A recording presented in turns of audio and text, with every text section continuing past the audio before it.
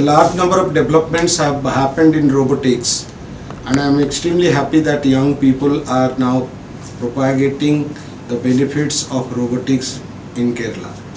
And I am very sure that Kerala will lead in robotics, considering the fact that we have large number of persons who are interested and quite skilled.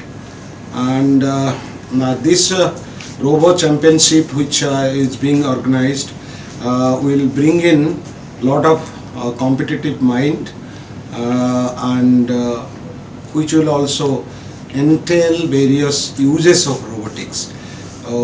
Even from children to the students, they are very keen and they are doing well, and I wish all the best to the Robo Championship, which you call as Season 1, and it will continue in the years to come.